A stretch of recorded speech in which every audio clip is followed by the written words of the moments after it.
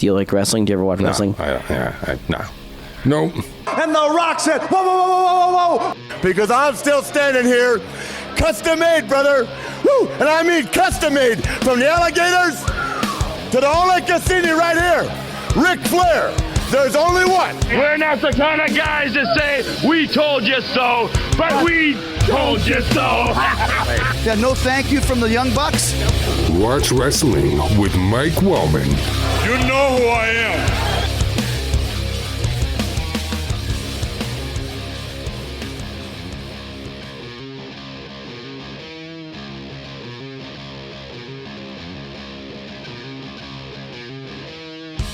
What's up, gang? Welcome to Watch Wrestling with Mike Wellman, the podcast that breaks down the biggest stories in and out of the ring.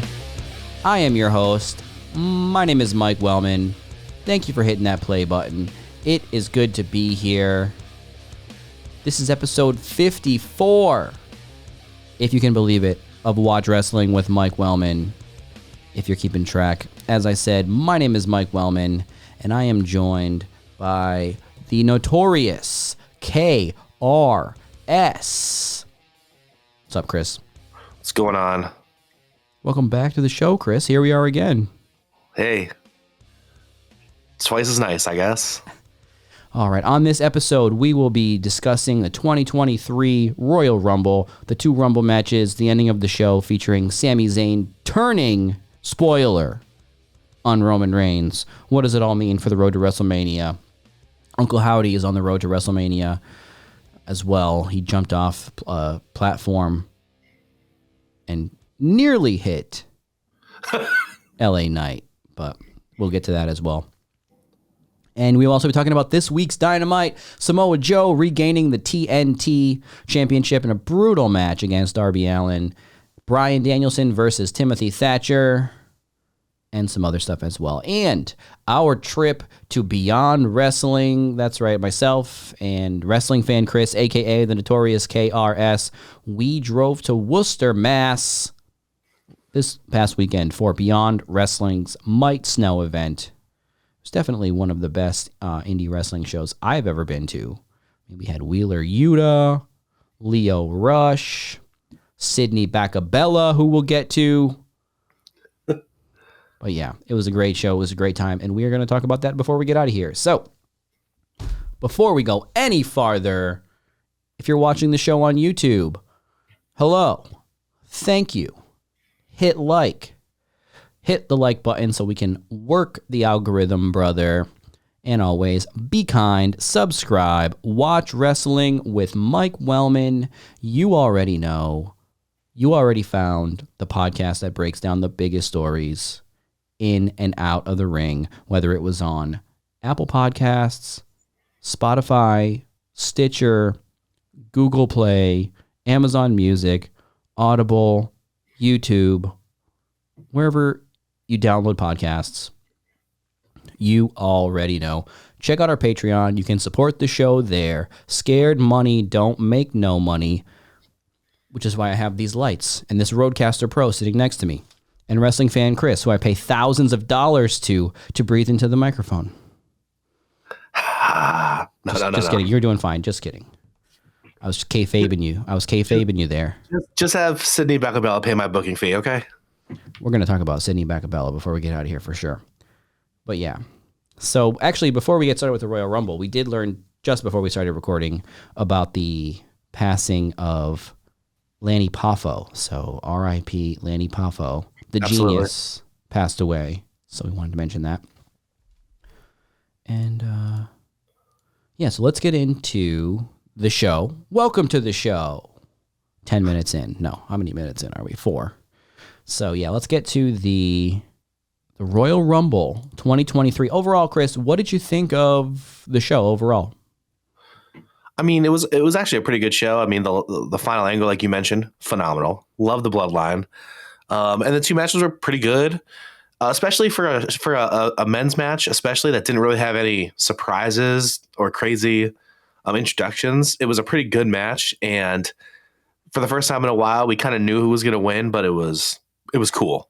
that we were all cool with it. So I appreciated that, and went by fast, the show. So that's good. When you watch a show and it's slogging, you're like, oh, is this still going on?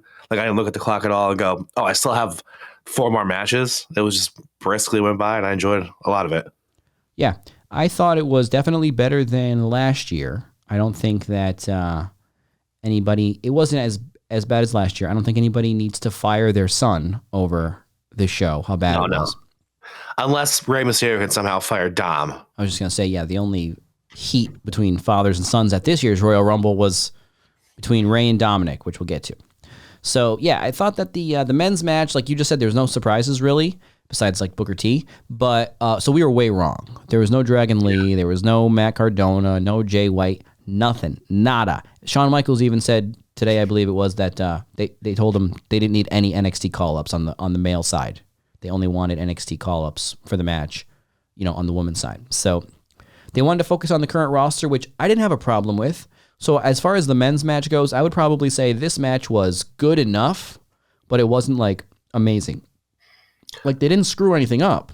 It was just by the end, maybe it was just the fact that there weren't a lot of surprises. We kind of already knew who was going to win. And there were a few moments in the match that were interesting, but I give it a passing grade, but it didn't, exceed my expectations or anything. Yeah, like I also give it. I think it was good. Like, it was a passing grade. It was good, like a B, B minus, right? But I did appreciate the storyline progression they tried to do. Like we had Lashley and Lesnar stuff. Gunther lasted the whole time. That was great. What other storyline stuff in there? When they try to advance things during the Rumble, I appreciate that, and it kind of makes sense moving forward. So that was stuff I liked. Yeah, so let's get into the match a little bit here. So Gunther came out as number 1. And he did make it all the way to the end. He was the last person eliminated. Gunther was number 1. Sheamus was number 2. Somebody else was number 3. Kofi Kingston was number 4. Yeah. Johnny Gargano, Xavier Woods. I think The Miz was number 3, right? Then he got eliminated pretty quick. Yeah. Yeah, so basically they filled up the ring, and it kind of made sense when Brock Lesnar came out at number 12, because I don't think anybody got eliminated yet until that. So Brock comes out, it's like a bowling alley. He just clears everybody out. Makes sense. But he got 3 eliminations overall, but still. But yeah, so Brock gets eliminated by Lashley, right? Yes. And then he goes nuts. He slams the stairs onto the announce table, which looked like it hit one of their MacBooks at first, their fancy like Apple gear they have on the desk there. Oh, yep. Back in my day, all they had was just a couple of big cube monitors there. They didn't have all this Apple gear. Oh. But yeah, so Brock slams the thing down. He took one of the refs and threw him into the crowd. That was apparently got him some heat backstage, according to Fightful. Oh. I guess he wasn't supposed to do that. I mean, when he takes the covering off the desk and tosses it in the ring, like he just threw it in there. It almost just decapitated Bobby Lashley. I was like, oh. Yeah, I mean, literally, we're talking about a guy who threw a car door into the crowd once and hit a fan. Oh yeah, he did do that. It's crazy.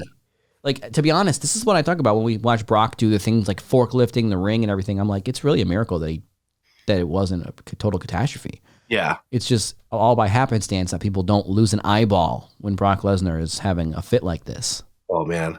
But yes, so that all happened. Brock was in and out. It's kind of setting up that thing with Lashley, so clear path forward there with Brock and Lashley. People here in the Rumble. Edge came back, right? So Rey Mysterio was number 17. We heard the music. No Rey Mysterio. What happened, dude? Well, then we learned what happened when at number 18 came Dominic Mysterio, and he was wearing Rey Mysterio's mask. So fill in the blanks there. Looks like he, beat up his dad. We're supposed to interpret that. But really it was because apparently Rey Mysterio was injured like the night before or something. Yeah, I heard that too. But I mean, hey, whatever. It still kind of advances the story. Maybe it's even better because they still haven't got their hands on each other or even been in the ring together since they separated brands. So that'll be interesting for the WrestleMania match. Another build towards WrestleMania. I like it. Yeah, so it seems like they were probably going to do something in the match where they face off and build toward their match at WrestleMania, but they were able to do this on the fly where it all happened kind of behind the scenes. You know, not like when they had to do that thing behind the scenes with Doc Hendricks when the roadie and Jeff Jarrett walked out and he had to like make up the whole scene on the fly as if he saw it and he had to relay it to the show. Like, yeah, and he was just. Why didn't they just have Michael Hayes do that? Why didn't they have him come out and say, Rey Mysterio was standing here, and then Dominic was standing here, and then Dominic hit Rey and took his mask, and That's what they should have done. I think it's because when Doc Hendricks comes out, he looks like such a fool. You can't take him seriously. He's still there, isn't he? I'm thinking he's still. I think he's still booking by the pool, brother. Yeah, he's still booking matches. So yeah, Dominic was in at number 18. Elias. I'm glad they didn't waste a pick in this match on Elias and Ezekiel and doing that whole thing. I'm glad that they just left that alone. Yeah, Elias was in there, then he was out. And Booker T came in at number 21 of the 2023 Royal Rumble. Apparently Booker T learned of this during the pre-show that he was going to be in the match, I guess. So cool. Booker was there. He looks pretty good. Good for him for being a guy who hasn't wrestled in a while, being an older guy. Looked pretty good. Yeah, I didn't have a problem with that. No. Edge came in at number 24 of the men's Rumble match. Every time Edge comes back at the Royal Rumble match, I just say, how many years are we going to do this? Edge is back again in the Royal Rumble. Like, isn't this the third time? Yeah. Yep. That's his thing now. It's just.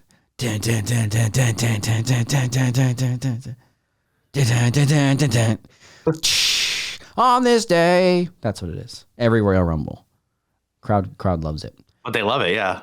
Yeah, no, Edge came back. And I don't exactly know when they did it, but they did the thing with... was that during the women's match or the men's match that Rhea Ripley got beat up by Beth Phoenix? That was during this match, right? Yes. Yeah, so the Judgment Day, they're like out there. Rhea Ripley comes out, and then Beth Phoenix shows up, and they fight, and... that all happened during the men's Royal Rumble match. Yeah, and then Beth Phoenix wasn't even in the women's Royal Rumble match. Yeah. No spoiler. Yeah. And then, that, like I said, that was about it for surprises, except for Logan Paul coming in at number 29. That Logan Paul Ricochet spot, man, was great. It is great. The guy, it was great. The spot was great. It was awesome. It was. That's what we'll say. So Logan Paul came in at number 29, and I was really hoping at number 30 would have been CoffeeZilla. Yes, I knew you were going to, yes. But no, we did not see Logan Paul's arch nemesis, CoffeeZilla. Shout out to CoffeeZilla, doing the Lord's work, exposing people like Logan Paul. And then at number 30, the winner of the Royal Rumble, Cody Rhodes. Cody returning at the Royal Rumble. The fact that he was number 30, well, for one, I like that they didn't kind of try to make him the Iron Man. They kind of do it too much where number 1, 2, or 3 kind of wins. Yeah. And I also kind of told me that maybe Cody wasn't in the position to do that with his injury recovery, coming in at number 30, Yeah,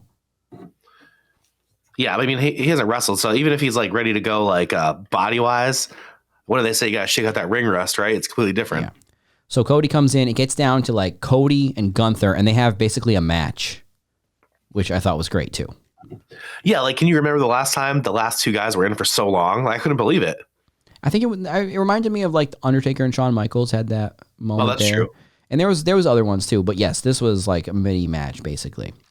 There was and then obviously Kofi ends up eliminating Gunther, winning the match. I really, for a moment there when they were on the apron, I think Cody was on the apron and Gunther was in the ring, I think. And I was like, oh, wouldn't it be awesome if they just gave this to Gunther? Just, you think it's going to be Cody. Everybody and their mother is saying Cody's going to win. Cody's right there. And then Gunther wins. That would have been great. I mean, but don't you think, I always like Gunther. I've liked him for a while, but I really do think this probably, hopefully elevated him in a lot of people's eyes because he really had a strong performance. And without winning, that was pretty good. Oh yeah, I was just going to say, I think that this, to me, when I was thinking that about, like, wouldn't it be good if Gunther won, means in my mind, I could see him as a potential winner in the future, like maybe even next year, if he's still on track that he is now. Yes. So, yep, exactly. And then in the match, they did have a face-off with Brock and Gunther. Kofi did try a spot They botched it. No Kofi spot this year. Wasn't in the cards. Listen, he's going to have to stop those. This is 2 years in a row now? 3 years in a row? I think you should just try it every year. Even if it's like 7 years in a row, that's how he gets eliminated now in every match, is just trying a weird spot that doesn't work. You know what, though? We're getting a little too technical. Like, I don't even care. Just don't show the replay. Let him do whatever he's going to do. Let's have fun. Like, who cares? Oh, no, I don't the way I look at those Kofi spots is I don't care if he falls down. Like, yeah, you're eliminated because you tried it. Like, you just tried to do that. I don't blame anybody when they fall down if they try something crazy, I guess actually it might actually add a little realness to Kofi. And then the next time he actually completes a save, it'll be even better. If he ever does again. Good point. He's getting old. Yeah. So overall, like I said, I thought the match was decent. Nothing like just the Logan Paul and Ricochet moment stood out to me as far as like the big holy shit moment of the match. And then it was good because, like I said, there was that nice match at the end with Cody and Gunther. And then Cody wins. Cody's going to WrestleMania, everybody. So so the show opened up with the men's match. So it was like 9:30 during this premium live event on Saturday night, and like the first match is over. I'm like going to get a drink of water, and I'm like, that was just the first match. Yeah. That's what happens when you open the show with the men's match. They kind of had to do it though. I mean, I don't know how many times exactly they've opened with the women's match, but it seems to me like they usually put the women's match before the men's match. So it also told me that the end of the show was obviously going to be Roman Reigns. Yes. When they put this match on, which was fine. And then it also told me that the ending of the show was probably going to be some type of, epic angle to close out the show, which it was. Yep. So, but then after the men's match, we got another men's match. But these were men from the Batman Forever Gotham City, apparently. That scene where... Gotcha. Yup. Very good. Where Dick Grayson, Robin, is like roaming the streets of Gotham, and everything is like neon lighting, and everybody's wearing like weird face paint, and there's like weird face paint gangs. And they all have like sticks, and they're banging on trash cans. That's what this match was, this pitch black match. Look, I think there's a place for Bray Wyatt, and I'm glad he's back. But I'm going to say this right now on this show. I don't care about him anymore at all. It's annoying to me now, all this stuff. Well, I am pretty much there as well.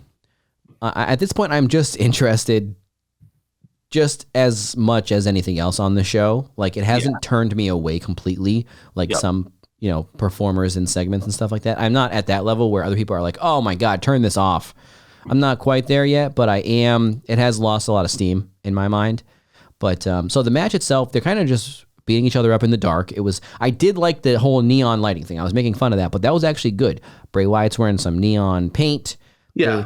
They had like this neon popcorn, and like, was it the actual Mountain Dew that was the liquid that spilled? Because they went over to the announce table and there was like radioactive confetti and then liquid spilled. And it was like Bart Simpson, like, soda. I don't know what it was. It was like, I hope it was actually Pitch Black Mountain Dew. It's like Fall Out Boy soda from The Simpsons. But but it was glowing, and they wanted to just have glowy effects throughout the match and stuff. So yeah, Bray Wyatt won the match. The match wasn't too anything crazy. And then Bray Wyatt, when he first came back and all that like White Rabbit stuff was coming out, I was like fully invested, interested, looking forward to it. Now I'm just like, oh, there's Bray Wyatt doing his thing. Okay, cool. So after the match, he put on another mask, right? So he puts on a mask. Yeah. That's like got neon paint on it, so it looks kind of like a weird Bane mask type thing. And then he like fights LA Knight up to the ramp, and then they're like fighting on a platform, and then you look up on the platform, Uncle Howdy is there, and he's just doing his little dance. Yep. He's dancing around, and then Bray Wyatt like throws LA Knight down, and then Uncle Howdy just does a giant elbow drop off of this 3-story high platform. Yeah. I don't know if it was supposed to land on LA Knight or if it was supposed to look like that on camera. We'll go with that. I'm fine with people not actually jumping 3 stories onto another person. But yeah, he jumped into a crash pad, and there were some big flames. And then we looked back up on the platform, and the anthropomorphized Firefly Funhouse people are there.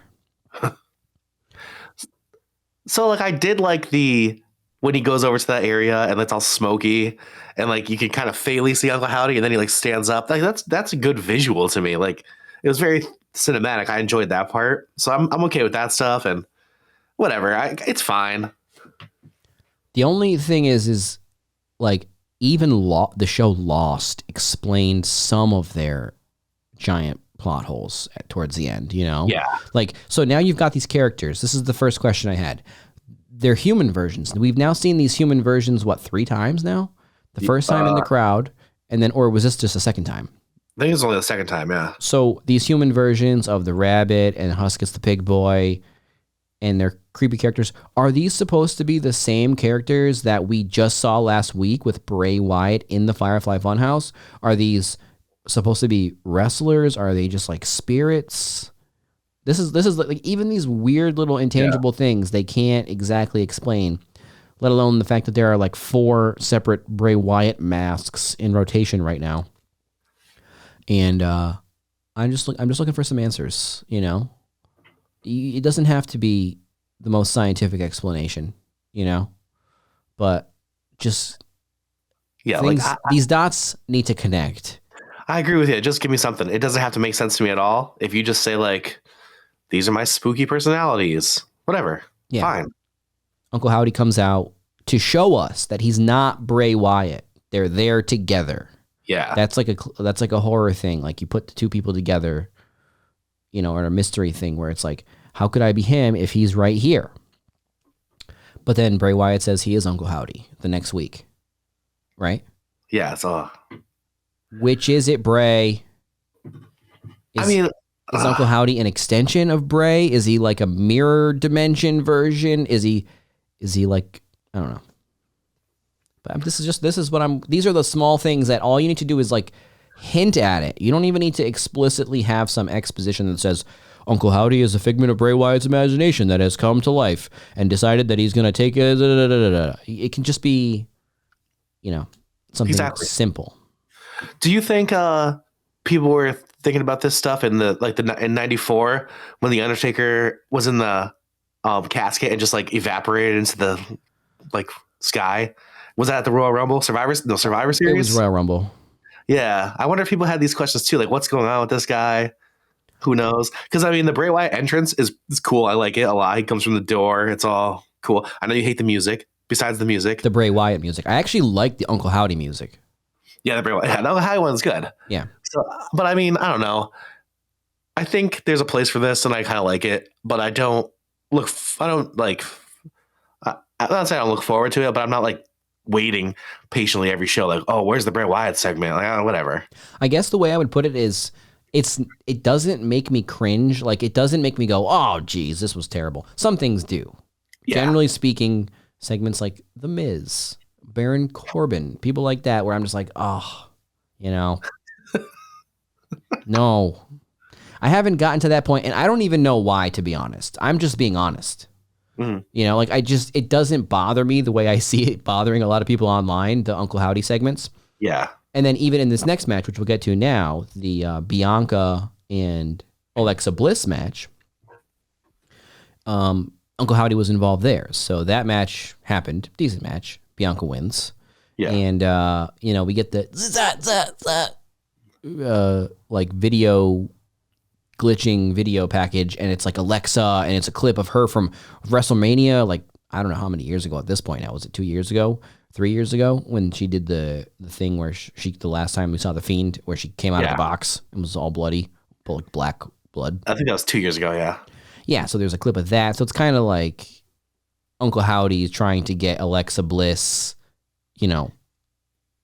trying to remind her, it seems like, of her dark side. Yeah. And it seems like she's going to be going back to that. So I kind of like the idea, like when the Firefly was flashing on screen near Alexa Bliss and it would like change her attitude and she'd like flip out or like snap. I kind of like that for some reason, and Uncle Howdy showing up in like the hallways and arenas to spook Bianca Belair. That's fun to me. But like, is it going to make sense though? You were saying, oh, was anybody asking this about The Undertaker? And my counter to that would be nothing The Undertaker did took this long. Like if The Undertaker was going to form a faction, it wouldn't take 7 months. Great point. Like Bray Wyatt's been back since when? October? Mm-hmm. And it's like, okay, we get the hints, we get the thing. Uncle Howdy's around. Who is he? We don't know. There he is. He's here. Oh, he's just Sister Abigail. Now he's jumping off of the scaffold. There's been the stuff with Alexa Bliss, where there's people in the crowd. There's stuff on the screen behind her. Like you said, her mood changes. This all needs to happen over the course of like 1 month, Yeah. And then you finally find out, because what I'm still wondering is, are we just going back to a Bray Wyatt and Alexa Bliss team with now maybe Uncle Howdy, or will other people on the roster, like, the original idea people were batting around online was Bray Wyatt was going to have a faction with people like, who knows, like Karrion Kross, I don't know, whoever, Braun Strowman, I don't know. But it's just this idea of, is it just going to be Bray and Alexa, or is this going to grow where more people are involved? Because if it did, I would be afraid it would take 3 years. Yeah, I would like it to grow more, but yeah, I don't want it to take 3 years. Like if they were going to bring in even one person, boom, there's 7 months of segments. Like if you wanted to do that with Karrion Kross, where something is haunting him and Uncle Howdy is trying to recruit him, boom, 8 months right there. That's how long it would take these guys. Oh, do you really want? I don't want 8 months of Karrion Kross doing anything. Yeah, but I just mean it's been taken too long. Yeah. Back in the day, they would not have done any angle that was 7 months, 4 months, whatever, of just hinting at stuff. It's like, explain it. Like on AEW, the joke is every week, we're going to hear from, tonight we'll hear from MJF. Tonight we hear from Jungle Boy. Tonight we hear from Christian Cage. Tonight we hear from Wardlow. Tonight we will hear from Samoa Joe. It's like, you hear from these people, Yeah. Bray Wyatt comes out and he's just like, oh, hey, man, what's up, everybody? Oh, man, I don't know what's going on, man. And it's like, the promos with Bray Wyatt were good for like 3 weeks of him coming out and being like, oh, man, I don't know what's going on, man. Yeah. And then now it's like, well, you need to know what's going on because there's a monster around. Either you brought him or you didn't. And you should tell us. I like the idea of him brainwashing people, or him being brainwashed by Uncle Howdy, and Uncle Howdy like brainwashing people, that and like getting him into his like a little like group or whatever. That's a good idea to me. And Bray Wyatt, I think, has the aura, like with his promos and everything, to make that kind of stuff work. But he's just not doing it. Here's so something. Like, what was that? Was that Uncle Howdy on the show? It's like, whoa. Oh, I don't know. So here's something I'll compare it to, because behind me I've got this Marvel stark gauntlet here. The show WandaVision, right? So I watched the show WandaVision. It came out on a weekly episodic basis. It wasn't the longest running weekly episodic show, but like Raw. But can be. Yeah. But yeah, so one thing that would happen after every episode of WandaVision, there would be some type of cliffhanger, right? And it would be some little hint at something. Somebody would be coming through a radio trying to communicate, or you would get this zoom out and it would be a mystery. And what I would do is I would go online and I'd watch all these like nerdy videos about people speculating. And it was like a 6 or 8 episode show, WandaVision. And then at the end, I kind of realized how many of these online content people were just dead wrong. Like, you're just wishing Mephisto was on WandaVision and all this stuff. And so after that, I was like, I can't do this every week. I can't watch a show and then watch people speculate. And then I kind of was able to keep following and keep watching the people who kind of got it right. But with this Uncle Howdy story, it's not possible to get it right because nothing is ever explained. Yeah. So we don't know if if someone out there like Sam Roberts is the authority, I actually think Sam Roberts probably is the authority, I guess, on Bray Wyatt lore, but it hasn't been explained. So we can assume Sam Roberts is probably correct, or somebody else out there with their theories, with our theories that might be correct, or they might be way off. They might be totally incorrect, but you have to explain it so we actually know, what are these people? What is Uncle Howdy? Are him and Bray Wyatt brothers who like to just do each other's finishing moves on each other? Because that's like, I don't understand why Uncle Howdy came out and performed the Sister Abigail on Bray. Yep, I don't either. Was Bray surprised by that? These are the questions that need to be answered, because like I said, you don't even need to give me an origin story of Uncle Howdy, like we got with The Undertaker and Kane and the Brothers of Destruction and all this stuff. But I at least need to know who is mad at who here. Who is on whose team? Things like that need to be established. Because every week it's just a random mystery that never gets solved.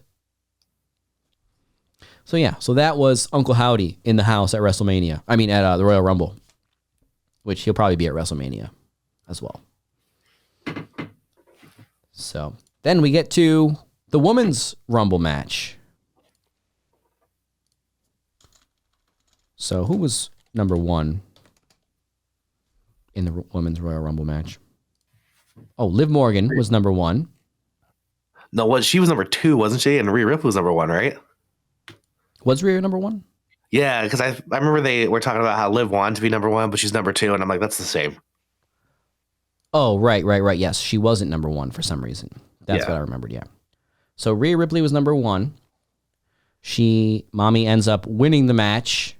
Spoiler. But yeah, she came out as number 1, lasted the whole time. We called it here, folks. Rhea Ripley. I mean, it wasn't like... Yeah. It wasn't a left field choice, a dark horse pick. So, and then, yeah, like you said, Liv Morgan, number 2. So this was another match. Not a lot of surprises as far as returning like veterans or definitely Divas era people. Mostly current roster, current crop of talent. I am actually going to read off the Women's Rumble order here. Yeah. Because there were like no surprises. So, well, there was surprises, but anyways. Rhea Ripley, Liv Morgan, Dana Brooke at number 3, Emma number 4, Shayna Baszler, Bayley, B-Fab number 7, Roxanne Perez, who was only in the match for a minute or two, but she looked great, I thought. Yeah. Dakota Kai and Io Sky came in right after each other. So right away we had Damage Control taking over in the match. All 3, Bayley, Dakota Kai, Io Sky in the match. Natalya came back. I think you picked that one. Yeah. I actually thought she was injured. Candice LeRae, Zoe Stark, Xia Li, Becky Lynch, Tegan Nox. Apparently Tegan Nox is just back. She came out dressed like a Kurt Cobain in her return, but then now she's just back to the old Tegan Nox, I guess. Yeah. Asuka, number 17. And number 18, Piper Niven coming back. Yep. And Pat McAfee also was at the Royal Rumble on commentary, making a surprise, one night return to the commentary booth with his old best bud, Michael Cole. One of the things about Michael Cole being unchained here now that Vince McMahon is gone, well, even though Vince McMahon is now back actually, but he seems to be no longer, Michael Cole was like a house elf from Harry Potter. He was like Dobby. And somebody, when Vince McMahon left, somebody gave him some clothes. So he was now a free elf. So now Michael Cole is allowed to do whatever he wants. And just the friendship between Michael Cole and Pat McAfee is so hilarious to watch. It's like are they best friends? Is Pat McAfee Michael Cole's best friend in life? It seems like it. And I also heard that Cole and Graves did not know that McAfee was going to be there. So those are genuine reactions when his music hits. Yeah, it's like when your friend shows up and you're like, "Hey man," and they're like, "Yeah, what's up? I'm here." And you're like really overexcited about it, That's what Michael Cole was doing. They're like doing stupid jokes during the matches. It's like best friends jokes. Like, what are you guys doing? Yeah. It's great though. So, but yeah, Piper Niven comes out and Pat McAfee is just saying, "Piper Niven?" Kind of like, "Piper Niven? Piper Niven? over and over again. And I knew the first 7 times he said it, he was asking which one's Piper Niven. It's just like, I tweeted out from the @W Wrestling Pod Twitter account. I tweeted out that Pat McAfee was saying Piper Niven over and over again, the exact way you say someone's name when you want people to think you know who they are, but you really don't. That was also the time that I remember too, when they kept saying like do and then drop, like not in a row, but like they tried to be cute about it. It was so, I enjoyed it, but it was like so like childish. Piper Niven? Yeah, I know Piper Niven. Of course I do. Of course I know who she is. She's that one right there, right? Which one is she? Yeah, I knew that already. Piper Niven. Tamina in the match.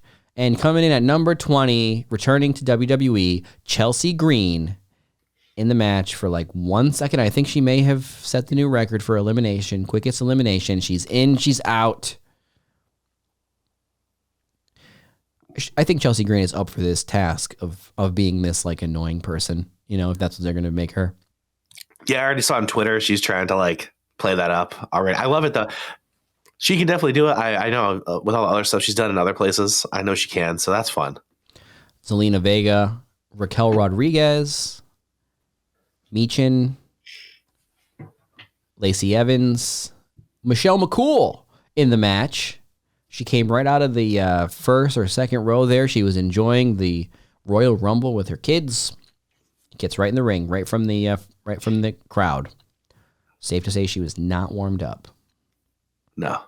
Indy Hartwell, number 26. Sonya Deville, 28. Shotzi did not ride the tank all the way down. That was a long-ass entrance ramp. Yes. It wasn't really a ramp. It was just an entrance, like, corridor, walkway. So I think it probably would have took a lot of batteries for Shotzi Blackheart's tank to make it all the way to the ring, and it probably would have also taken like 15 minutes. Yeah, that would have been she would have when it got there before the match ended. Nikki Cross, she did run all the way to the ring, I think. Yep. The modern day Ultimate Warrior. And coming in at number 30, this one they botched. Yes, they did. Nia Jax returning.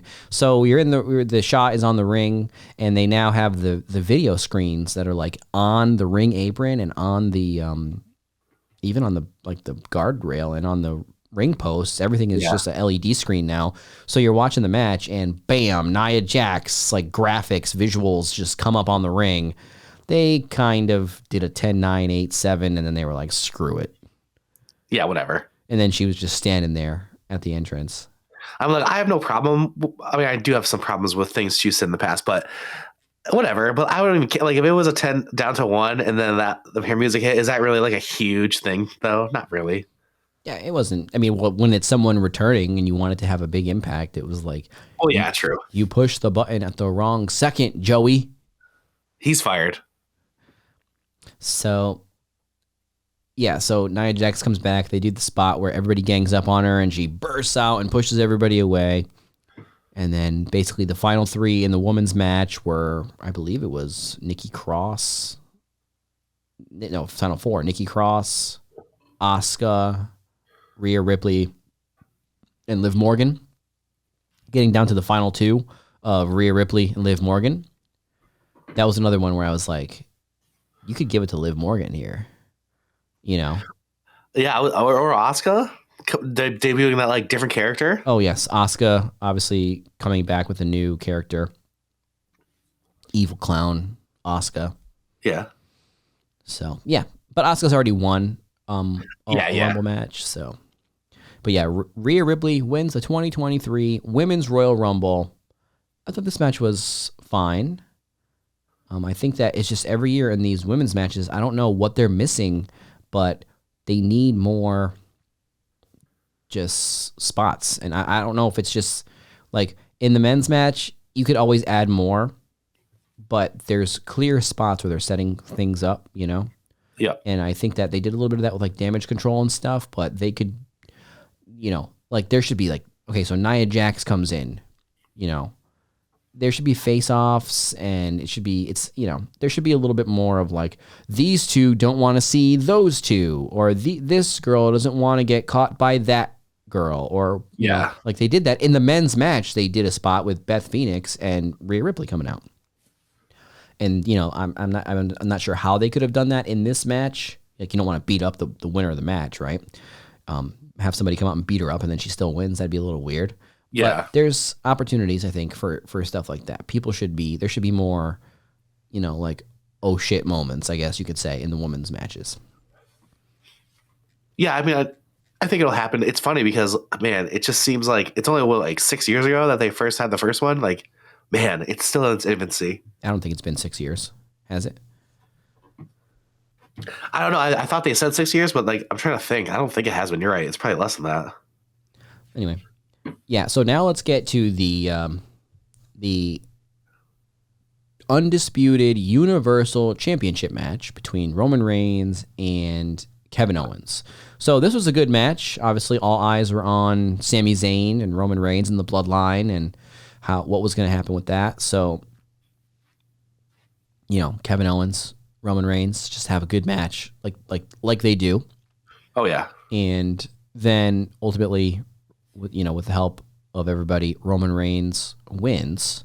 And the big scene comes when the Bloodline and Roman Reigns get Kevin Owens in the ring, beaten down, handcuffed to the ropes, and they've got a steel chair, and Roman is about to beat Kevin Owens' head in with a chair.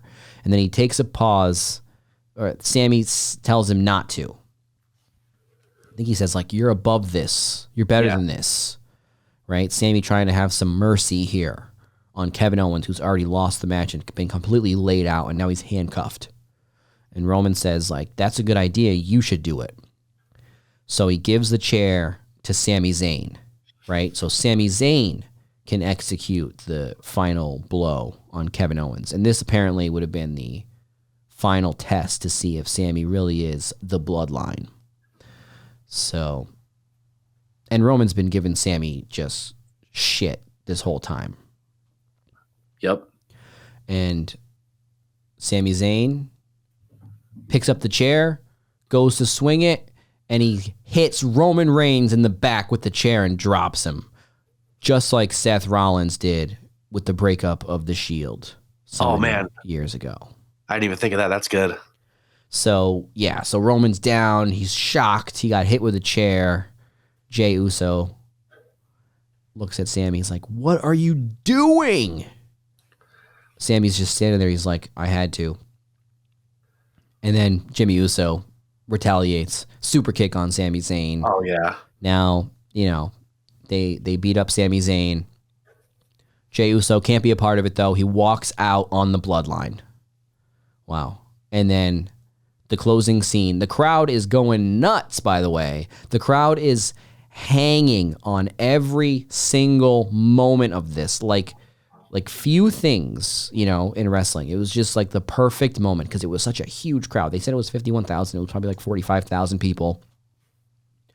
Just so heavily invested in every little movement here. What is going to happen? And then, you know, Roman gets hit with the chair. Oh, yeah. It was then, what a pop. You know, and it's like this whole time, Sami Zayn has been trying to prove to Roman that he is loyal and that he is, or that he should be a member of the Bloodline. And Roman just keeps disrespecting him, doubting him, second-guessing him, bossing him around. And then this is what he gets for it. You know, Sammy hits him with the chair. The Bloodline lay out Sami Zayn without the help of Jey Uso. And then the closing scene of the Royal Rumble is the Bloodline standing outside the ring with Sami Zayn and Kevin Owens laid out in the ring. Crazy. I'm interested to see, what do you think is going to, where's this going? What do you think is happening? Jey Uso, all the matches that are coming at WrestleMania. What do you think? Well, I think that a lot of people are talking about how Sammy should be doing this or Sammy should be doing that. Like, Sammy should have won the Rumble because he's so hot right now. Or now Sammy should be in the main event of WrestleMania against Roman because he's so hot right now and he's got himself over so well with this. And really what I think is if Roman is going to face off with anybody, as a conclusion of this, it's got to be Jey Uso. That's the big. I know everybody thinks about Sami, but I think the long game is Roman versus Jey Uso. So what I think they're going to do is Elimination Chamber, Montreal, Canada, Roman Reigns, Sami Zayn. Sami's going to have his big match, his big moment. Obviously, I don't think he's going to win anything. But I just don't think the politics of the present lend themselves to Sami Zayn having like a championship title run. So I think he'll get his moment against Roman. But Roman will win. And then WrestleMania, maybe Cody wins, maybe Roman wins. But I think for Roman, because even if we're always talking about how Roman's going to lose to Cody at WrestleMania, even if that happens, or The Rock, let's say, Roman has to go somewhere after that. The bloodline, the bloodline's not just going to disappear after Roman loses the belt to Cody, or the belts to Cody, let's say. So I think that the bloodline story continues with going back to Roman versus Jey Uso. And then that is where you finally let Jey Uso beat Roman Reigns. Yeah. Oh, okay. Yeah, that makes I wonder if Jey Uso. Let's write that down. Yeah, get the pen out. Yeah. Booking. I got my pen. I got my notebook. I wonder, that actually makes sense. I always assumed in my head that Roman's gonna go on both nights of WrestleMania and like lose to Cody one night and then have another title match to separate the belts, but maybe not. Maybe he does lose both of his belts to Cody, and then Jey can get his win on Roman, or maybe even Sami can get his win on Roman, and then I don't know. And then Roman Reigns just angry that he lost to two people and he's pissed, and that's his rampage now. I don't know. Or he goes away for a little while. I could see him going away for a little while. Yeah. Yeah. I could see him losing, if they still want to do the 2-night thing. But I mean, how do you lose both nights if you're Roman? You would maybe lose to Cody on night 1, but I got to say, as good of an idea as I just came up with here with the pen, Jey Uso versus Roman Reigns is not The Rock versus Roman Reigns, though. I know. For night 2, So. I mean, I would love, as much as I love to see new blood into the title picture, like if Sami won the title, or even if Jey Uso wins the title, I like it. I like new people into that picture, elevating people, but I don't see it happening. You're right. You don't see a new blood rising? No, I've seen that once, and I don't ever want to see it again. I think what's going to happen is, I think that they're going to hire Vince Russo and Eric Bischoff to come out, and they're going to strip all the titles and give them to like Jeff Jarrett and Booker T and Vampiro. Sign me up. No, the new blood, I don't think is going to rise. But yeah, I mean, you could also, I just haven't seen anything else to make me think different. I think Sami is still a stop on this road. It's just he's taking all the oxygen, So Yeah. Roman versus Sami is still sort of a match for Roman to have, where Roman, wins and moves on to the next thing. But I think that beyond that, especially without The Rock involved, because now, as we know, The Rock says he will not be wrestling at WrestleMania this year in Hollywood. So I think that you could do Jey Uso versus Roman Reigns. But I think if you do Jey Uso versus Roman on night 2 of WrestleMania, I think you should have another big match as well for that. I don't think that should be the big thing. I think I'm thinking now that, I don't know, in my head, I think maybe since the tag titles are kind of up for grabs now because Jay's not in the bloodline anymore, I assume that Solo Sikoa and Jimmy will be the champs. Maybe Kevin Owens and Sami Zayn win the tag titles from them. And then we have Jimmy versus Jay at WrestleMania. Well, Sami Zayn is one of the tag team champions last time I checked. Good point. So he's one of the Usos. So those two Usos are still together. Oh, you're right. Jay and Sami Uso. Maybe that's how they'll separate the tag team belts. Who knows what they're going to do. But we do know that we're getting Cody Rhodes versus Roman Reigns at WrestleMania. So let's get into that now. So the Royal Rumble happened. We talked about the show. It was pretty decent overall, especially that Bloodline angle at the end, which, like I said, that closing segment of the Royal Rumble this year was one of the best things I've probably ever seen in WWE, for one, as far as like a story and an angle.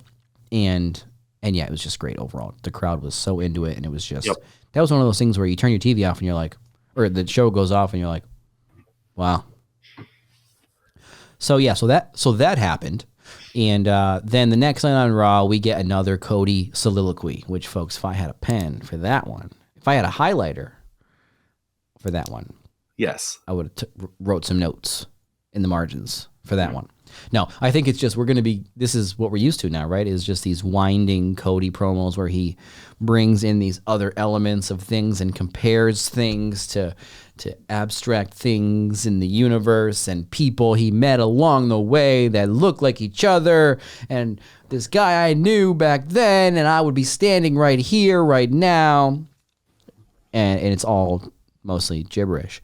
But then he gets to the point about how he wants to win in wrestling. Yes. So yeah, so Cody's going to WrestleMania. He's probably going to win, I hope. I would book him to win. I'd book it. I think so, yeah. Pan out. So that's what we do when we're booking the winner. We got Cody, right? Cody versus Roman. And then we circle the winner, so we're going to circle Cody here. So it worked for the Rumble matches. You did that last week, so there we go. So Cody, Roman, WrestleMania. We also learned that Rhea Ripley has chosen her opponent for WrestleMania. She will be challenging Charlotte for the SmackDown Women's Championship at WrestleMania, which I think is good because, back in the way back days of the anxiety-inducing beginning of the COVID pandemic, Rhea Ripley was like the opening match on WrestleMania in the Performance Center against Charlotte. So her big match against Charlotte was like hastily taped during a pandemic in a gym, basically. Yeah. So you're right. That's good. So now Rhea Ripley getting a rematch with Charlotte, which I think, I still think it's Rhea's time here. I think she could have that moment at WrestleMania where she beats Charlotte. Yeah, get the pen out because if Charlotte beats Rhea, I'm going to be very upset. Charlotte was doing an interview with Sam Roberts recently it was actually like a busted open interview and Sam Roberts was on it. I think it might have actually just been Sam Roberts' YouTube channel. I don't remember, but she was, I think, interviewed by Sam Roberts. And I think she was asked about was she surprised when she returned and the crowd was actually cheering her? And I thought to myself that I wasn't really that surprised by it because, I mean, even Charlotte was surprised, right? When they were chanting, "Thank you, Charlotte," the week after she beat Ronda, it's like, well, all you did was juxtapose Charlotte against someone that people like even less with Ronda, right? So Charlotte is a supremely skilled wrestler, sports entertainer, one of, if not the best women wrestlers of all time, right? But she was just annoying to a large segment of the fan base, right? Bring in Ronda Rousey, who is not one of the best wrestlers in the world, right? One of the best sports entertainers in the world. She's also very annoying to a large segment of the fan base. And it kind of makes the fans say, oh, maybe Charlotte's not that bad. So with the fan reaction to Charlotte, I think that eventually it'll go back the other way. I think Charlotte is one of those people where she goes away for a while, she comes back, they like her. Then maybe WWE gives you a little too much Charlotte. And then people start to dislike her again. And it's just going to go around and around. She's going to be that performer where if you want people to like her again, once they turn on her, you need to take her off TV for a while and bring her back. Yes. So I think that by the time WrestleMania comes around, people will be clamoring to see Charlotte lose again to Rhea.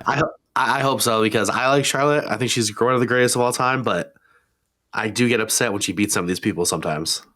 I didn't even get upset when she would win all the time. It was just I understood that it's just the same song and dance with everybody. How many times did people get sick of Randy Orton and John Cena and Batista, all these people that are legends? People got sick of them all the time because they were on TV too many weeks in a row, too many championship wins in a row. Triple H is the poster child of that, of like, why did you win? Why did this guy win? Yep. And it was always Triple H. The game always goes over. I'm still sick of Randy Orton. It's been like 10 years. Yeah. Yeah, and then it's like you give now if they said, this year at WrestleMania we're going to do John Cena and Randy Orton, people would be like, "Whoa, that's actually really good. That's going to be great." Yeah, it's like 10 years ago, people would be like, "Get out of here with that." So that's what I think about. I think Rhea is still positioned. I don't have it written down here just yet, but I would book Rhea to win. Very good. But I'm not confident in that. That's why, because I do think WWE is just going to be like, But Charlotte, though. That sounds like them. Yeah, so we'll see. All right, so anything else from the Royal Rumble now that we're on the road to WrestleMania you want to talk about before we move on? I think that Royal Rumble's pretty much set. I'm looking forward to the Elimination Chamber, though, so we'll see how that goes. And that'll be interesting. So now let's get into this week's Dynamite. So, Dynamite, where was Dynamite this week? They were in Dayton, Ohio. How many towns are in Ohio? My God, AEW. Yeah. You're always in Ohio. Every week, Moxley is in his hometown crowd in Ohio. Go somewhere else, Tony Khan. I thought you loved the state of Massachusetts. I heard you say this. What happened? Bill Belichick is like his second father. Come on, Tony Khan. Go to California. Go do your thing over there. Go to the Cow Palace. Go to Fresno. Go to the Forum. And then come back to where the good fans are, Tony Khan. You know where the good fans are. Worcester, Massachusetts, yes. No, not the Northeast is what I was going to say. Yeah, I know. The Northeast. And hey, Tony Khan, AEW is going to be doing house shows. I mean, that's Northeast. I go to a couple of those. That'd be fun. Maybe not Worcester, Tony Khan. Oh, imagine thinking somewhere else. Springfield? Come on. I don't know if they do that, but I know. I would definitely be there. Me too. Drop of a hat. So this week on Dynamite, first match, Moxley versus Hangman Part 3. This is where Hangman promised head trauma. And this was interesting. So Moxley comes out through the crowd with Wheeler Yuta, who's coming fresh off of his loss to Hangman from last Friday's Rampage. Yeah. And we saw Wheeler Yuta at Beyond Wrestling, which we'll talk about after we talk about Dynamite. Yes, sir. So Wheeler Yuta out with Moxley and Moxley's dad making the walk down with him. So Hangman comes out. He and Moxley just fight into the crowd before the match even started. Moxley has Hangman like a figure 4 on the floor, and Hangman splashed a beer in Moxley's face, which I did not like. No, I just don't think that was like, there's stuff that you can do and everything. And I know people have said stuff about Moxley in the past after he came back from rehab, but I don't think that anybody can say that they would be okay with that. You don't know. Like, you don't like, yeah. or that's going to be okay for you to like throw alcohol in Moxley's face and in his mouth. I don't think that that's good. You shouldn't ask him to do it. You shouldn't like, he probably would say it's fine, but you shouldn't even ask. You shouldn't do it. Yeah. Because it's just not, I don't know. But anyways, I digress. So Moxley is busted open before the opening bell. Just like Jesse Ventura said, these baby faces these days, they don't care about showing off their wrestling skills. They just want to cut meat from the opening bell. Jesse, you were right. Moxley was bleeding. They just want to get in there and cut meat from the opening bell. You think that's carne asada? Beat the guy in the head and cut meat from the opening bell. So Moxley's bleeding throughout the match. I can hear Chris's cat. Is your cat hungry or is your cat pregnant? And he hold on, let me go give him food. I gotta go to the bathroom anyway. 1 second. I'm supposed to go it alone now. All right, so I'm gonna mute Wrestling Fan Chris so I can't hear his house antics. Jeez, guys, can you believe what I put up with doing this? I'm not even going to know when Chris comes back because I muted him, so we're not going to hear when he comes back. We'll just get to him when we feel like it again. So So Hangman hits Moxley in this match with a Deadeye, a Tombstone, and a Buckshot Lariat. Moxley still wins with a roll-through cradle, gets the pin on Hangman, and they both give each other the finger after the match. So this was not exactly a blow-off match. We got Moxley and Hangman still hating each other, continuing to not like one another after the match. Blackpool Combat Club comes out. Wheeler Yuta, Claudio, they come out to break it up. We got middle fingers flying. Moxley's doing snow angels in the ring. Hangman does a push-up. Basically, we're supposed to know that it might be over for now, but it's not truly over. These guys still don't like each other. So then we get Saraya and Tony Storm beating up Britt Baker in the back. While Jamie Hayter is doing an interview with Renee where she's actually accepting a challenge from the Bunny and sees her friend Britt Baker getting attacked. So then out comes The Acclaimed. The Acclaimed wrestled some enhancement talent here. And then after that match, the Gun Club comes out. And this was an interesting little segment with the Gun Club and Billy Gunn. I am ready for this feud with The Acclaimed and the Gun Club to be completely over. So the Gun Club comes out. I will give it to Austin Gunn here. He did shoot on his dad, right?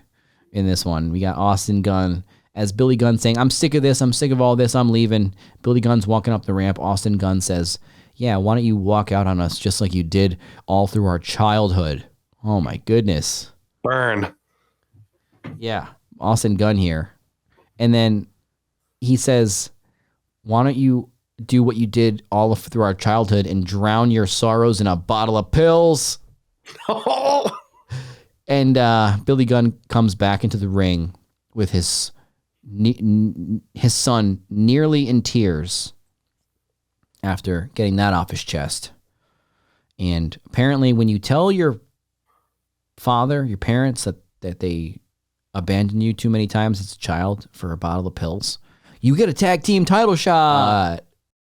Because apparently also Billy Gunn is in the position to grant those. Because even the Acclaimed were standing there like, what? You just argued with your dad and he gave you a shot at our titles? Okay. So it's the least he could do. So now next week we get, presumably next week, we get the Acclaimed versus the Guns.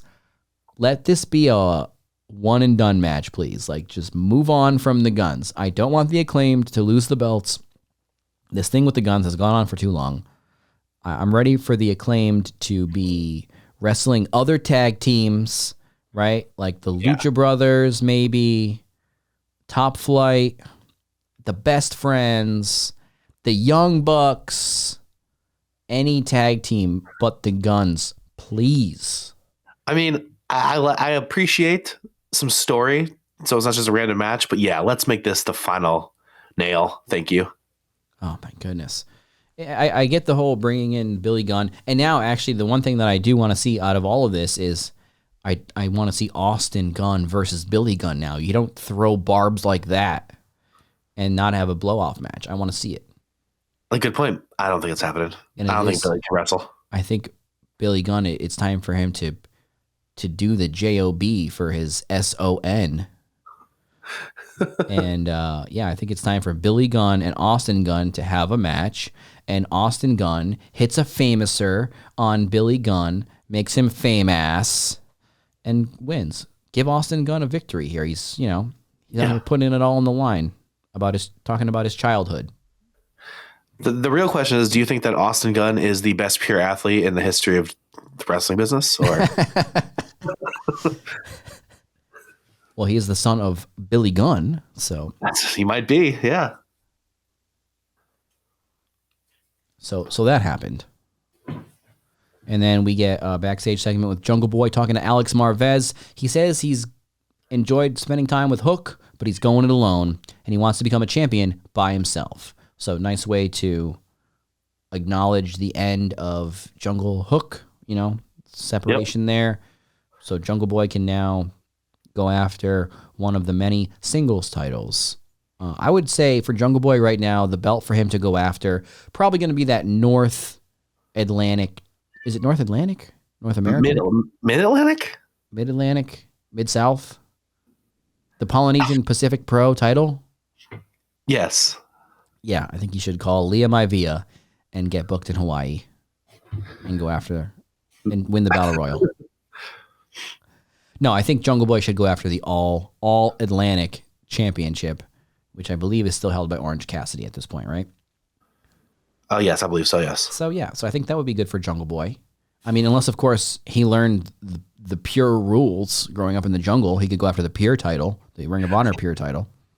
I don't see Jungle Boy beating Samoa Joe for the Ring of Honor TV title at the moment, or for the TNT title. So it's probably that's just what I would say with Jungle Boy. You want to go after a singles title, go for the All Atlantic. Yeah. So then we get Konosuke Takeshita beats Brian Cage. Brian Cage wrestling again. What did I say? I said put Brian Cage on TV. Yeah, you did.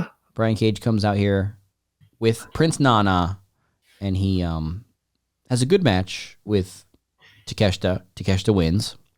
Then backstage now, we are with Renee again and the Jericho Appreciation Society, which Jericho Cruise is coming up. I'm sure we'll see some footage and some vlogs and whatnot from the Jericho Cruise. I'm actually pretty sure your new favorite wrestler, Chris, Rex Lawless, I think he's going to be on the Jericho Cruise. Wow. Yeah, with Willow. So we'll see. I'm sure there'll be all kinds of vlogs and stuff from the Jericho Cruise that we'll probably talk about if anything interesting happens there. So the Jericho Appreciation Society, now Daniel Garcia and Sammy Guevara are buddies, which I'm happy about. And so Sammy and Daniel fill us in on their new concept, which is the Garcia-Guevara Gauntlet match.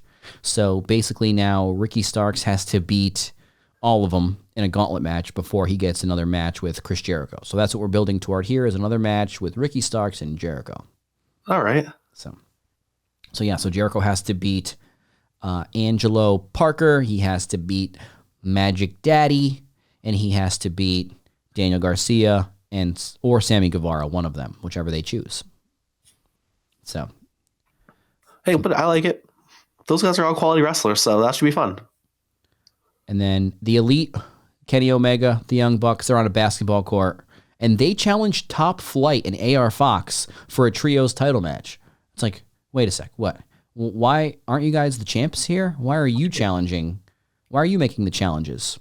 Oh, it's like, oh, wait, because you write your own segments. You know, you can't exactly have a Young Bucks segment where AR Fox and Top Flight are challenging them. It wouldn't be a Young Bucks segment. It would be an AR Fox and Top Flight segment. Yep.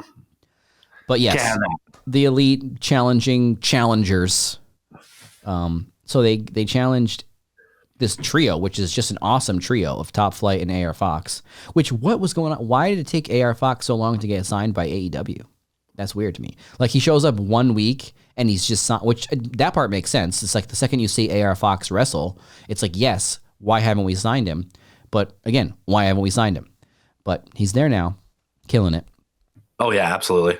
And yeah, so now we're going to get the Elite versus Top Flight and AR Fox. And then also on the basketball court, the Firm comes out onto the court. Stokely, Ethan Page, Matt Hardy, and Isaiah Cassidy.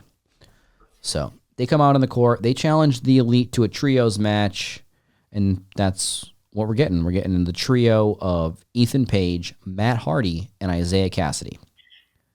So that's on Rampage this week. So we're not going to talk about that one. Okay. By the time you watch this or listen and be kind and subscribe, that match will have already happened. I'm sure it's going to be good though.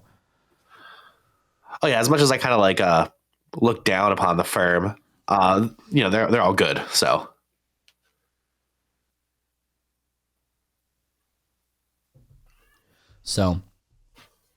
then we get Bryan Danielson versus Timothy Thatcher.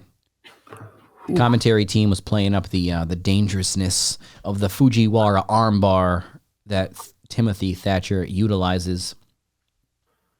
Pretty good match here. A lot of punishment from Timothy Thatcher. A lot of hard shots, a lot of limb work. This man's very violent. I love me some limb work. So, and of course, Brian, I mean, like right in the middle, he like grabs Brian by his like busted up arm and snaps him down onto the mat. Just This man has no soul, Timothy Thatcher. But commentary team, like I said, talking about that Fujiwara. It's a devastating move. I get it. I was buying it. I'm like, I don't want that to happen. Poor Daniel. Poor Brian. MJF comes out. He gets attacked by Brian's new friend, Konosuke Takeshita. Getting a lot of TV time here for Konosuke. Those two battle into the back. They get separated. Pat Buck is involved. Renee is there. Renee on the spot again. She's got a live mic, which apparently are hard to come by in AEW. A mic that doesn't start glitching out. But she says that per Tony Khan, we're getting a match next week. Konosuke Takeshita versus MJF in a title eliminator. So presumably if Konosuke beats MJF, he gets a title shot too at some point. Oh, I like it. I mean, I'm looking forward to that match. That's going to be pretty good. Yeah, no, it's going to be great. Should be good, and I think it should be good to have MJF wrestle too, Yes. If you're MJF, it's like, don't you want to wrestle at this point? You're gearing up for this Iron Man match, and I know that he's probably training and stuff, but it's like, you go out there for 60 minutes, and you haven't wrestled in 5 months or whatever it's going to be, It's like... you were complaining about this last week, too, and you're like, now it's coming to pass. You're like, this guy needs to get in the ring. Yeah. He needs to warm up here. But no, I love Takeshita. Me too, and that's good. I'm looking forward to that. All right, so then we had Jade Cargill facing Red Velvet for the TBS title. Jade wins with the Jaded on Red Velvet. And I think that was the 50th win for Jade, so I think she's now 50-0. So... only about 60 or 70 more wins before Scott Hall comes in with the cattle prod to end that streak, right? If they have the same people counting as they did with Goldberg, though, 70 more wins is only going to be like a week and a half. So all those house show wins. Yeah. Yeah. Hey, how would I beat him? I'd give him the jackknife and I'd pin him in the middle of the ring. Thanks, Kev. And then the main event of Dynamite, which seems like it's been the main event for the past month of Dynamite. Darby Allin, the TNT champion, Darby Allin, taking on the Ring of Honor television champion, Samoa Joe. The final match, Darby says, let's make a stipulation. If I win, you don't get a shot. If you win, I don't get a shot, which I thought was genius. Like we were just talking about how this Bray Wyatt story... nothing makes sense. Nothing adds up, and they only need to do a little bit of explanation in order to keep us kind of dragged along. Think about what Darby Allin did here. All he said was, if I win, you don't get another shot, and if you win, I don't get another shot. It's like, done. Now there's like stipulations on both sides. It's not this, you didn't make a huge deal of it, but now we know. We're not just going to do this again, passing this title back and forth every other week, right? Yeah, that's good. I mean, I wonder do you think they just had Darby win because it was his hometown and they wanted a little hometown pop? I mean, I think it was good to do that. The TNT title does change hands the most, I would say. So it's fine when they do stuff like that, as long as it's not a literal, next week he loses it or the next night he loses it, right. Plus, I think it just makes Joe look come off more too like a badass dude after he gets the belt back and beat the crap out of Darby Allin. Looks great. Well, this match made Samoa Joe come off like a badass dude because this was brutal. Like, so did they just make an agreement like disregard my human flesh and my body in this match? Because Darby Allin. Every time I see Darby Allin, it's like, what are you doing, man? Every time it's more and more dangerous. Like I thought when he wrestled Chris Jericho and he like duct taped his arms or they duct taped his hands together and then he went up to the top rope with his hands duct taped together and leaned over a little bit. Like if you fall off the top rope with your hands duct taped together, you're screwed. You can't protect yourself. You're going to hit your head. Yeah. So even way back then, I was like, ooh, man, this Darby Allin guy does some risky stuff. Fast forward, all those matches with Jeff Hardy where he's just like thrown on top of the chairs. Oh, God. just on top of the chairs. And there was one where he just got like power bombed, I think, on an upside down chair in one of his matches. So Darby Allin continues to surprise me with what his flesh and blood meat vehicle is capable of enduring here, because this match was crazy. Samoa Joe is just beating the shit out of Darby Allin in this match, throwing him around. It was like a man beating a child, you know?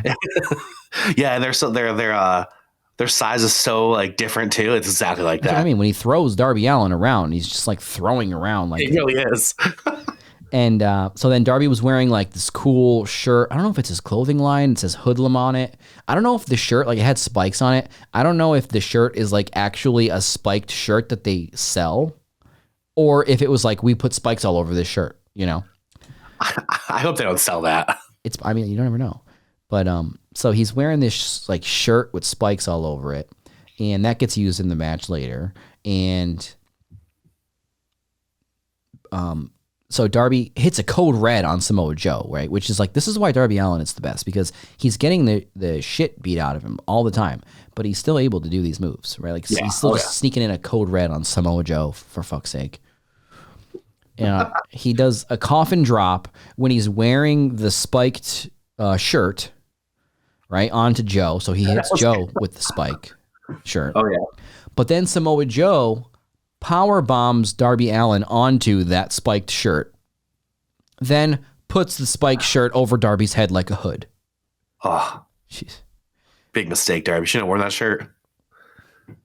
And Darby goes around with like a knife or a box cutter or scissors, and he cuts the ring apron all around.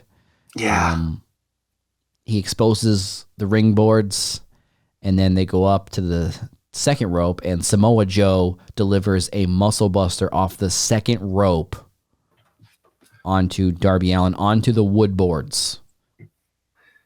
It looks brutal. It was brutal. It didn't even just look brutal. It had to be. And someone's out there saying that they learned how to fall. You don't know how to learn how to do that. That's just falling. I mean, gee, yeah. Like the mat was pulled up onto the wood boards. It looked brutal. This is why you see Darby Allin like once every 3 months, right? This is why he takes these long breaks, because he needs like a month to recuperate from these matches. Plus, he needs to like drive a car over like 6 dirt bike paths or whatever he does. Crash a Jeep Cherokee into a trailer. Yeah. Like what? Some of those stunts I see, I'm like, is there anybody really in there? Like, what are they doing with this Jeep Cherokee? Like, why? Ugh. He's wild, dude, but we love him. Yeah. So Samoa Joe obviously destroys Darby Allin and regains the TNT Championship. So I thought Darby was going to have a longer run here. I really thought this was going to be Darby finally finishing Samoa Joe. Like maybe you take all of that punishment and then you still find a way, type of a thing, to beat the monster. But no, Samoa Joe's just... Where do you go from here with Samoa Joe?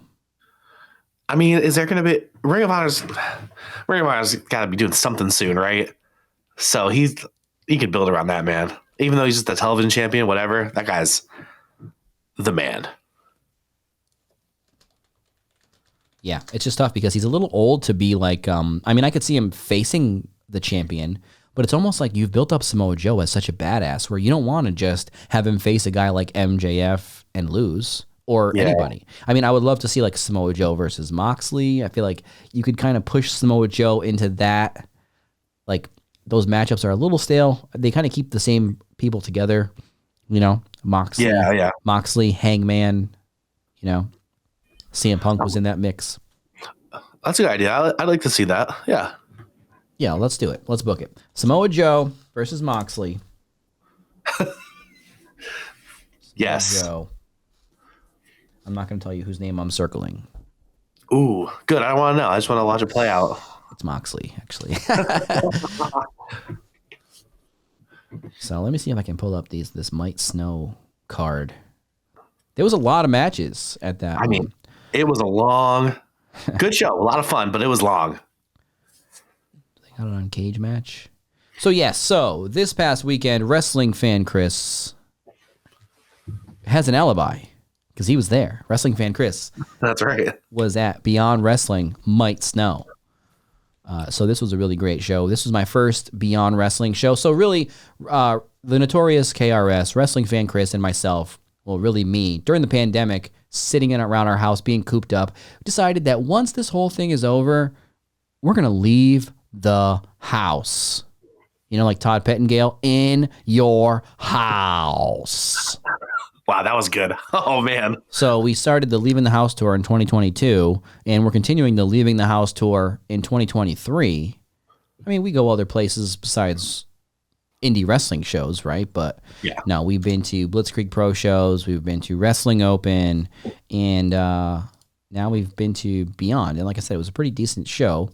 So I have not been a fan. I've been watching indie wrestling for a while, but I am not, you know, the guy in the front row of indie wrestling shows for the past 20 years. You know, Yeah. I knew about a lot of the indie wrestlers from the larger indies that would be more streamed, but now with IWTV, a lot more indies are streamed, and you can find a lot of indie shows online.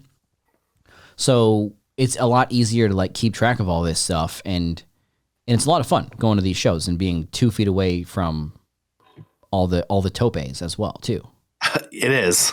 and being 2 feet away from Slade, which No, is that's not fun. closer. That's closer than I wanted to be to Slade. I had a rule. I was going to stay 10 feet away from Slade. I tried scurrying away several times. Poor CPA. Yeah, so Beyond Wrestling Miight Snow at the White Eagle in Worcester. First match, first person out was Ichiban, right? Yeah, number one. Ichiban, number one. Mortar, pretty good. Yeah, I'm still trying to go on to Cage Match to see if I can get this Beyond Wrestling card.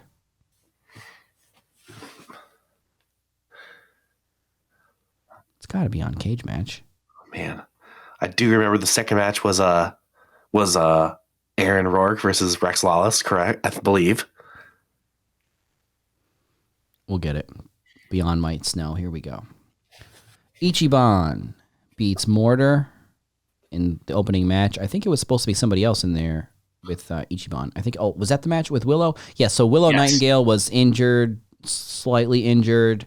She was there. She was doing commentary for IWTV, and she was supposed to face Ichiban. Instead, we got Ichiban versus Mortar. So then we had Aaron Rourke defeating the aforementioned Rex Lawless, TV's Frank Loman, That's as his Twitter profile says. very good. Yeah, Aaron Rourke. Everybody should get up on Aaron Rourke, the dime piece Aaron Rourke. I agree. One of my favorites. Also, Rex Lawless, gigantic. Oh, yeah, like a massive man. Like unbelievable that he's not like he's like the perfect Vince McMahon guy. The airport test, you know, he passes the airport test. That's You look right. at this guy, and you can't you just turn your head when you see him at an airport. But I mean, not everybody would be shirtless in wrestling tights though in an airport. So That's true. Good point. all right, Desmond Cole defeated Chris Brady in a pretty good match. Yeah. Chris Brady, no offense to that man. I saw him walking around afterwards. Not a big man, small guy. Well, so is Desmond Cole. That's true. Yeah, I They're didn't see about him. the He same wasn't size. 2 feet away from me though. That's true. Brad Hollister ended up. Oh, this was the match where the little girl saw the beatdown. Brad Hollister and Ryan Clancy. So people bring their kids to these indie shows, right? I have a daughter, spoiler, who's almost 4.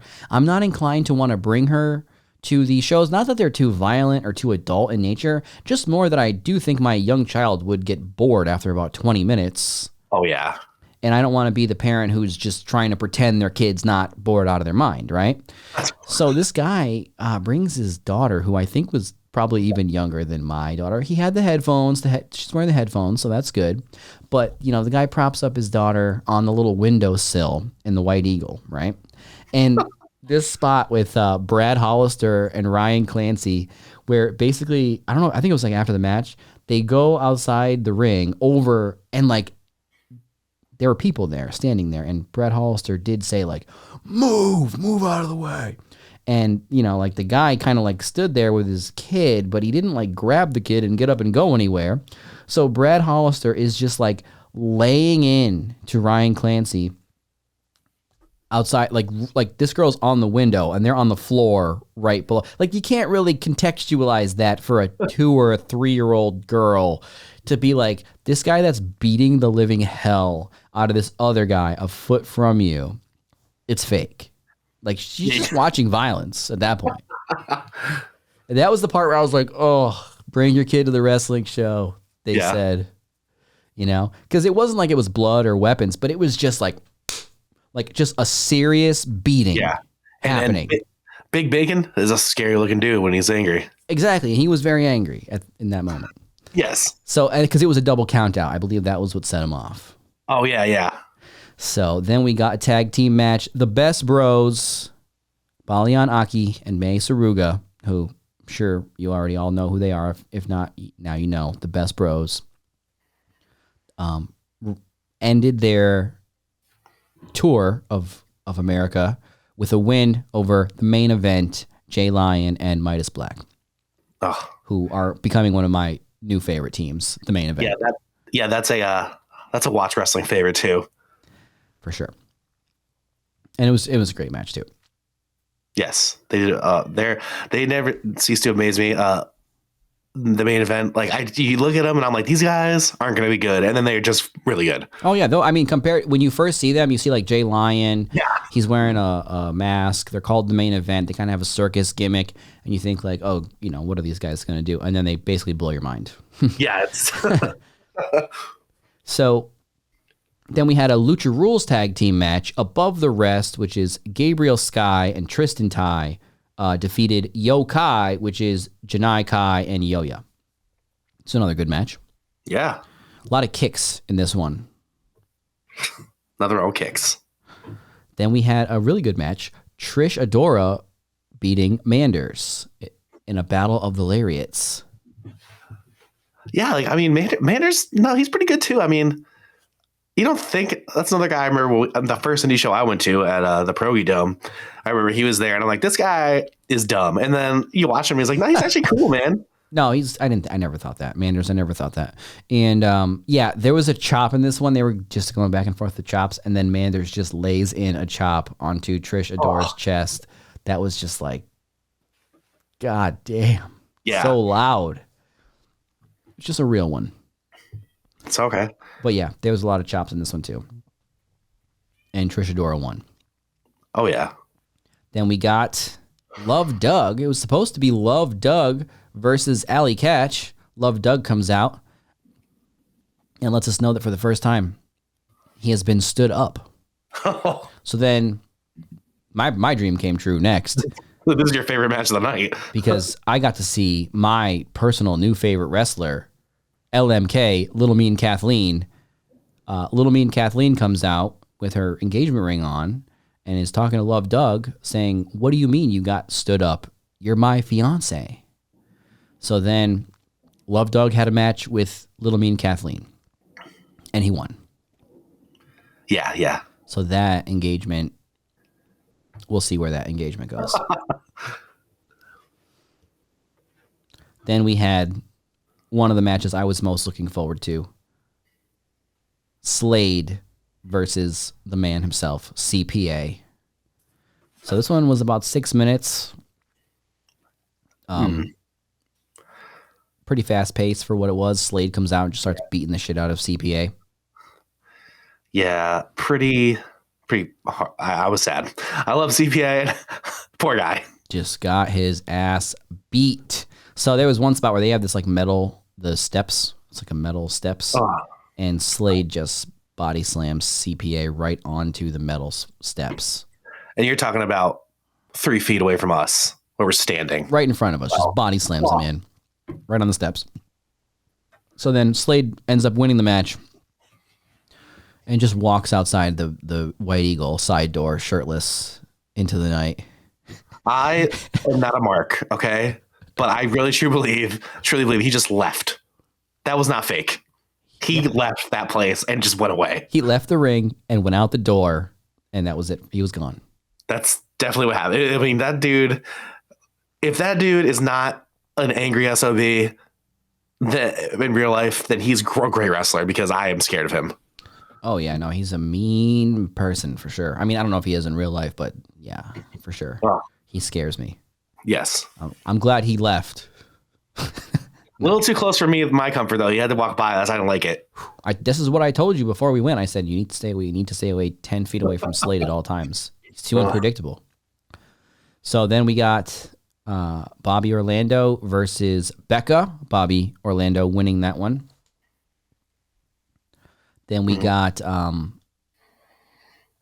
interview with the IWTV World Champion, Matt Tremont, which was interrupted by Channing Thomas, who is on loan from the Dallas wrestling office.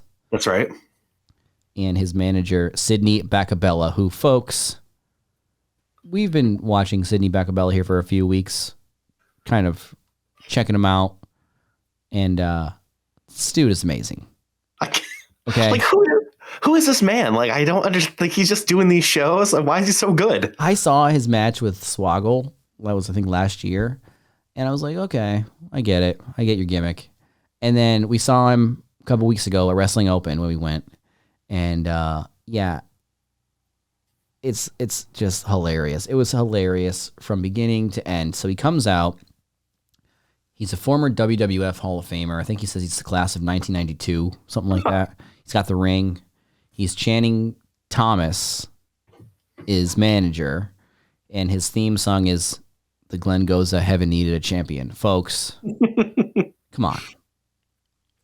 So, and he's coming out, and basically we end up getting a match with, well, this was earlier in the night before this match, but there was an interview with Matt Tremont earlier in the night. He comes out and he says basically that he's going to defend his title against Sydney Bacabella, and he's going to whoop his ass, basically.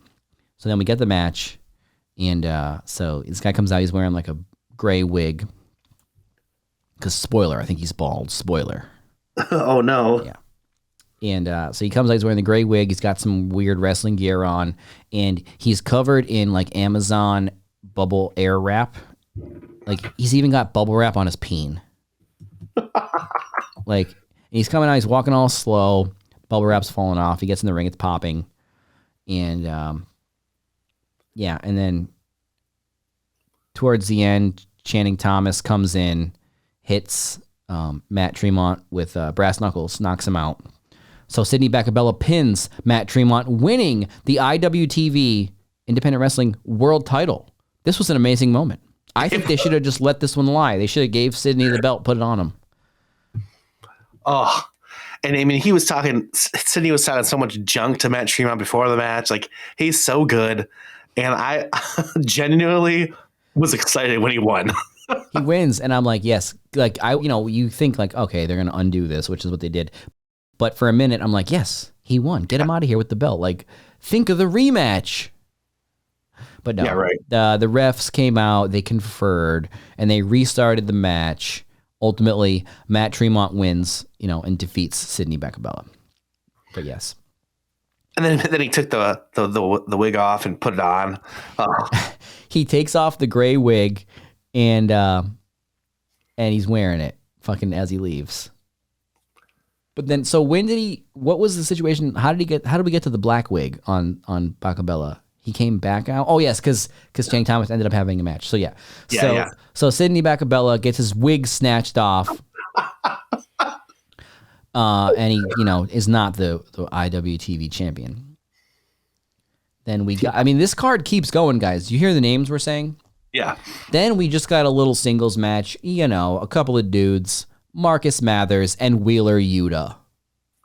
Unbelievable. This was a great match. Definitely, this was match of the night. Wheeler Yuta is seeing him up close, man. He is very good. Yeah, for sure. He's a pro.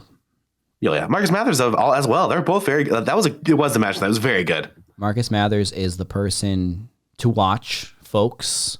I think he's 19 or 20, something like that. Man. Yeah.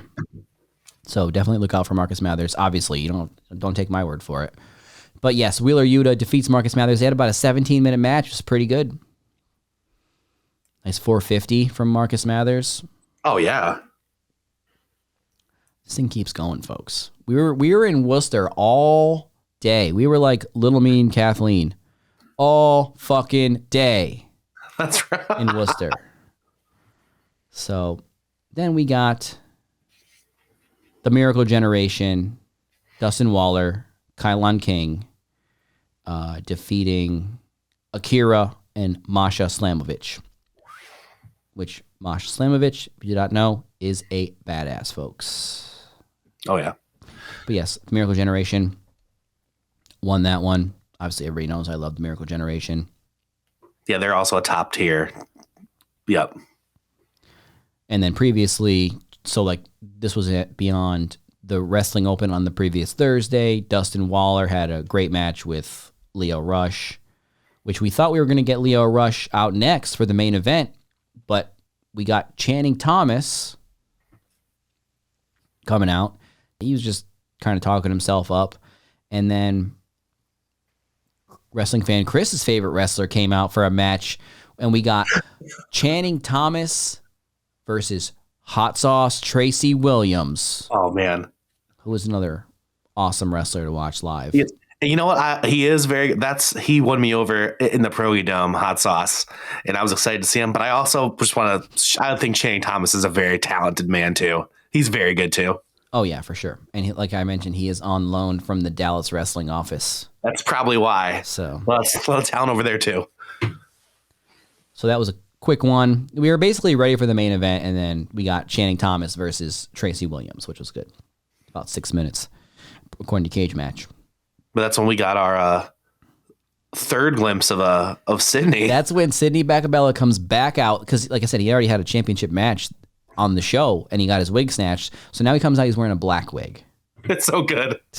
And then on top of it all, right? So after the show, yep. at the White Eagle in Worcester, right? Like after these Wrestling Open shows or Beyond or whatever, all the people that go there every week, they all like climb into the ring and take a big group photo, and the wrestlers, whoever's around will do it as well. And they're all like lining after the show. Everybody's like getting together to take a photo, and like Sydney Bacabella is walking around wearing a Chikara hoodie, and it's just like covering up his bald head, and he's just standing in the photo, and he just keeps telling everybody, he's like, no, I'm looking for someone.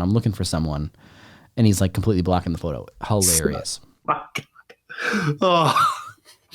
Like I don't know who he is, or why he's so good at this. Like I need to know. And that's one of my favorite things about wrestling is when you, after all these years of watching wrestling, when you can go to a show and you see something totally new. Yep. That's actually good, that you didn't already know about, Absolutely. So, and then the main event, the bad child, Leo Rush was in the house taking on the Northeast Beast, Alec Price, which I think everybody knows about Alec Price by this point. He's all over GCW, MLW now. I think everybody knows about the Prize City OG. I think so, yeah. So great match here. Alec Price beating Leo Rush, which I thought was very surprising. Me too. Obviously, Alec Price, the hometown favorite. Obviously, he's not from Worcester, but the Worcester fans love him. Yes, they do. So, yeah, Alec Price beats Leo Rush. And then, Alec Price at the end of the show goes to shake Leo's hand, and he says, like, whatever happened on Thursday, because they had a big pull-apart brawl the Thursday before at Wrestling Open. He basically said, like, we may not like each other, but you have my respect. And he puts his hand out to shake Leo's hand. And Leo waves him off and says, nah, and gets out of the ring. And then the Miracle Generation come out. They're like looking at Leo like, what are you doing? Come on, what are you doing, man? And Dustin Waller starts talking, and he says, like, Leo, we had this great match, and you showed me so much respect the other night. You should shake his hand. And then the Miracle Generation and the crowd and Alec Price, they're all trying to get Leo to shake Alec Price's hand. What does Leo do? He just shoves the shit out of little Kylon and leaves. It was the hardest push I've ever seen, and I really thought Leo Rush hated every single person in that entire banquet hall. And everybody was stunned, silent, except me, going like, "Ha ha ha! Yes, Leo." You were very excited for Leo, yes. I was just happy that, like, I know that on the indies it's like, oh, cool, we had a great match. Let's all shake hands and be friends. I was just happy that, like, Leo Rush came in, and even though he lost, he still left as a heel. You know? Yeah. Like, you can lose. It's like, oh, thank you so much for putting me over. Oh, let's all shake hands. It's like, nah, man, I just lost, but fuck you. Yeah. So, and I'm sure, you know, we might see that one again somewhere else, maybe. But just, to me, if Leo Rush goes around the indies, and yes, maybe he's putting other people over, but if he just goes around the indies getting heat by being the bad child and not shaking anybody's hand, that sounds awesome to me. I like it too. So yeah, so that was a really great show at the White Eagle. Like I said, it was all fucking day, that one. It's like 14 matches or something. Yeah. But yeah, I'm sure we'll be back there again in the future. We're definitely going to be engaging in some plastic cup politics in a couple of weeks in Westfield when we go to the Blitzkrieg Pro Plastic Cup Politics show in Westfield. Devon Dudley's going to be there. Gangrel. You know, should be good. Yeah. No big deal. Just a couple of wrestlers. Devon's going to be cornering his sons who are going to be wrestling, so that should be interesting. Yes, maybe we will engage in some plastic cup politics ourselves. Meh, possibly. Ask Gangrel what I want to ask him, which is, how did the bloodbaths work logistically?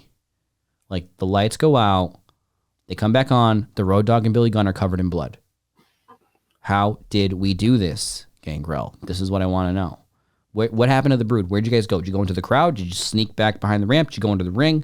Who poured the blood? Were the buckets already there? Did people run out? Was it like the crew?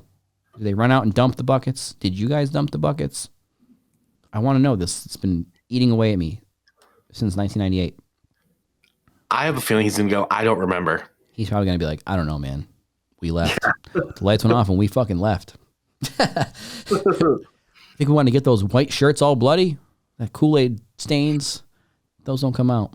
But yeah, we should probably get out of here now. So that about does it for this episode of Watch Wrestling with Mike Wellman. Thank you for sticking with us. Thank you for hitting that play button. If you're on YouTube, hello again. Thank you for hanging out. Hit like. And yes, we will be back next week to talk about whatever's going on in WWE, in AEW, with whatever's going on with Sydney Bacabella. Yes. We will be here to break down. So, like I said, that about does it for this episode of Watch Wrestling with Mike Wellman. What does this button do?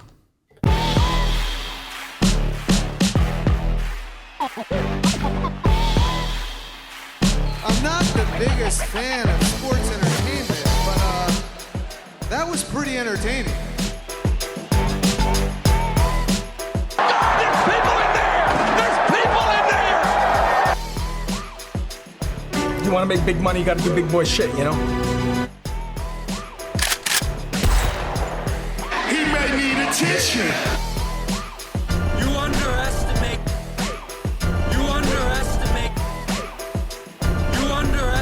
my power. What's a baby face?